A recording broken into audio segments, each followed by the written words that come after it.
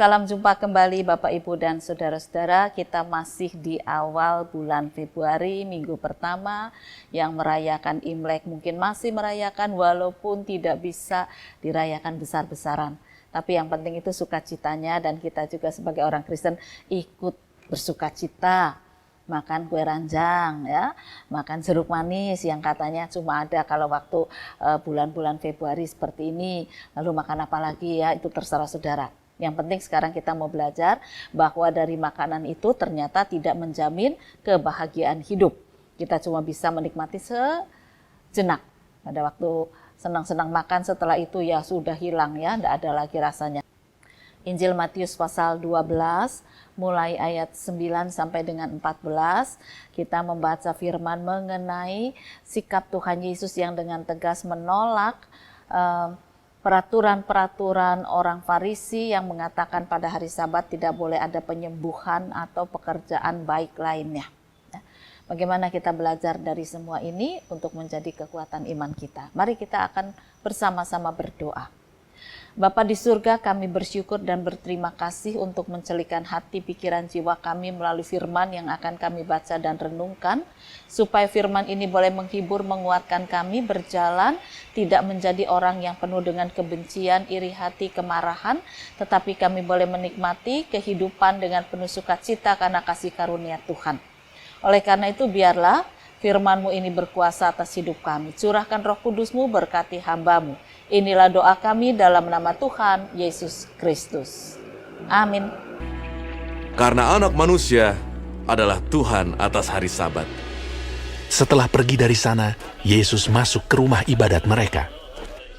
Di situ ada seorang yang mati sebelah tangannya. Mereka bertanya kepadanya, "Bolehkah menyembuhkan orang pada hari Sabat?" Maksud mereka ialah supaya dapat mempersalahkan dia. Tetapi Yesus berkata kepada mereka, Jika seorang dari antara kamu mempunyai seekor domba, dan domba itu terjatuh ke dalam lubang pada hari Sabat, tidakkah ia akan menangkapnya dan mengeluarkannya? Bukankah manusia jauh lebih berharga daripada domba? Karena itu, boleh berbuat baik pada hari Sabat. Lalu kata Yesus kepada orang itu, Ulurkanlah tanganmu. Dan ia mengulurkannya, maka pulihlah tangannya itu, dan menjadi sehat seperti tangannya yang lain. Lalu keluarlah orang-orang Farisi itu, dan bersekongkol untuk membunuh dia. Tuhan Yesus melihat ada orang yang sakit. Lalu dia ingin menyembuhkan, tetapi ada orang iri, orang marah, orang tidak suka pada sikap Yesus. Lalu ditanya, menyembuhkan pada hari Sabat boleh enggak? Peraturannya enggak boleh loh. Tapi Yesus mengatakan, apa salahnya berbuat baik pada hari Sabat?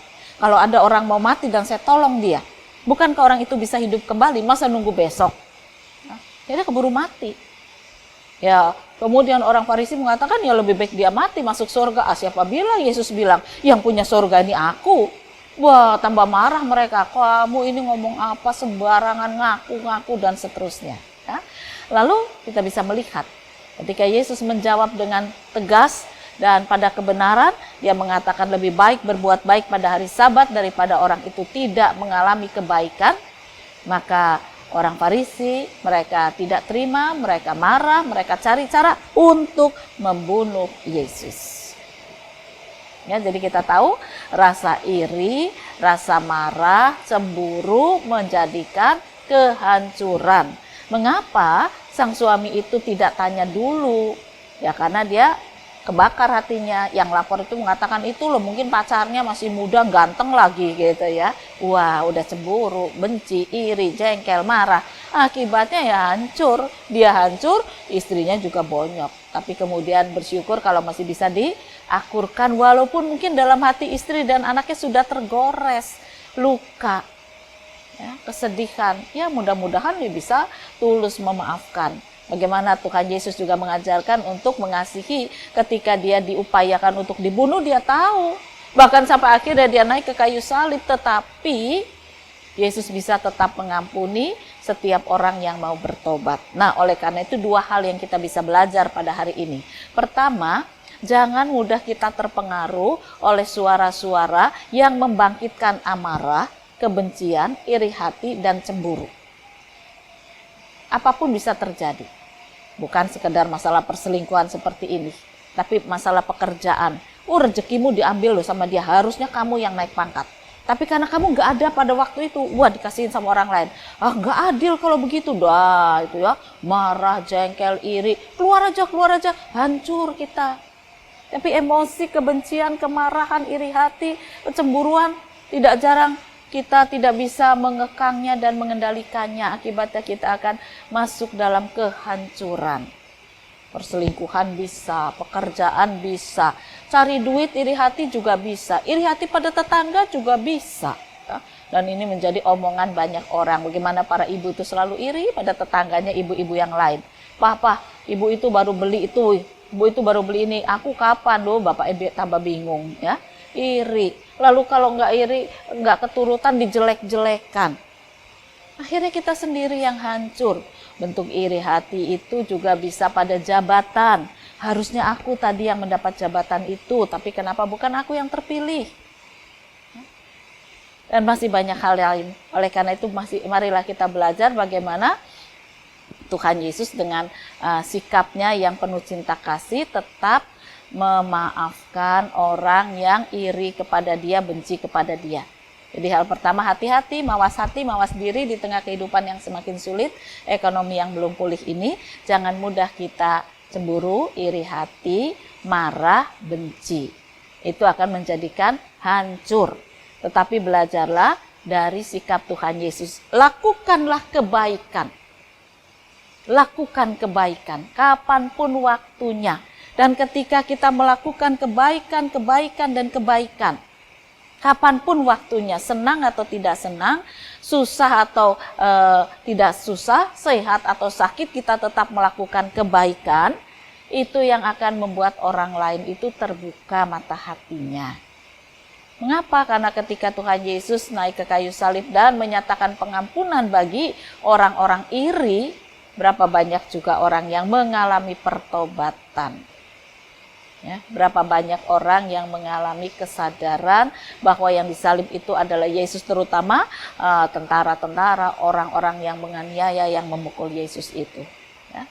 Mereka melihat sungguh orang ini anak Allah, mengakui. Karena apa? Karena melihat pengampunan dan merasakan pengampunan yang Yesus berikan. Jadi beberapa hal yang menarik dari firman Tuhan ini. Pertama tadi, jangan mudah iri, marah, benci, cemburu. Yang kedua, lakukan kebaikan. Kapanpun, dimanapun kita berada, lakukanlah kebaikan. Sebab kebaikan itu bagian dari hidup baru setiap orang Kristen. Jangan terpacu atau jangan terpaku pada syarat-syarat duniawi. Kalau mau melakukan kebaikan harus berbuat ini, syaratnya ini dan ini. Lakukan kebaikan tuh nggak pakai syarat. Nggak pakai syarat. Ibu ini atau istri ini juga tanpa syarat dia memberikan kepada laki-laki muda tadi. Dia berharap laki-laki muda tadi itu bisa segera mendapat pekerjaan. Dia tidak memberi pekerjaan karena dia tidak punya lowongan pekerjaan. Dia membantu sekedarnya supaya bayinya itu tetap bertumbuh dan sehat. Ini perbuatan baik tanpa syarat apa-apa. Tetapi ada orang lain yang tidak suka. Nah, hal semacam itu jangan terjadi pada kita. Lakukan kebaikan demi kebaikan. Ada banyak orang merasakan kebaikan kasih Kristus melalui sikap hidup kita, melalui kebaikan kita. Kasih kita kepada mereka dengan tulus, menjadikan mereka belajar mengenal Kristus. Ternyata orang Kristen itu di tengah pandemi seperti ini masih punya hati, masih punya kasih, masih punya perhatian. Aku ini diperhatikan. Nah, mereka belajar orang Kristen. Siapa? Pengikut Kristus. Dan mereka akan belajar mengenal Kristus. Ya, kalau pengikutnya saja seperti ini, apalagi pemimpinnya. Dan pemimpin itulah yang harus kita tonjolkan, tampilkan, nyatakan. Memang benar. Kristus itu Maha Pengampun, Maha Kasih, dan Maha Kuasa untuk memberikan kehidupan baru. Nah, yang ketiga, kita belajar mengampuni. Ya. Sebagaimana Yesus juga tidak mendendam kepada orang Farisi dan orang Saduki yang kepingin membunuh dia, tetapi Yesus memberikan kesempatan untuk mereka bertobat. Walaupun Yesus tahu akhirnya mereka akan tetap keras hati, tapi Yesus tidak mendendam dan tidak membenci, melainkan dia katakan, ampunilah dosa mereka. Kita belajar untuk menyatakan pengampunan Kristus melalui pengampunan kita kepada sesama. Susah enggak? Jangan tanya. Tapi kalau Yesus ada dalam hati kita, enggak ada yang susah. Kita juga tidak perlu bertanya susah apa enggak. Karena Yesus hidup dalam hati kita, kita mau, kita dikuatkan, dimampukan. Tidak ada yang tidak bisa melakukan kebaikan, menyatakan kasih dan pengampunan bersama dengan Kristus. Biarlah dia hidup bersama dengan kita. Di hati kita, menguasai seluruh perasaan kita, jiwa kita, keinginan kita, masa depan kita, Yesus yang mengendalikannya. Maka kita juga akan menjadi orang-orang yang menyatakan pengampunan dan kebaikan Yesus. Selamat berjuang, Tuhan memberkati firman-Nya. Amin. Mari kembali kita akan berdoa. Seringkali kami juga masuk dalam perasaan marah, iri, cemburu, jengkel pada seseorang, bahkan mungkin juga pada banyak orang, karena kami merasa tidak puas dengan kehidupan yang kami nikmati dan jalani ini. Ampunilah kami. Sekarang biarlah kami melihat dengan mata hati kami, di mana Yesus hidup di dalam jiwa kami, hingga kami belajar mengasihi sesama, mengampuni sesama, tidak mudah terperosok dalam dosa. Kiranya Tuhan menolong kami. Inilah doa kami dalam nama Tuhan Yesus Kristus. Amin.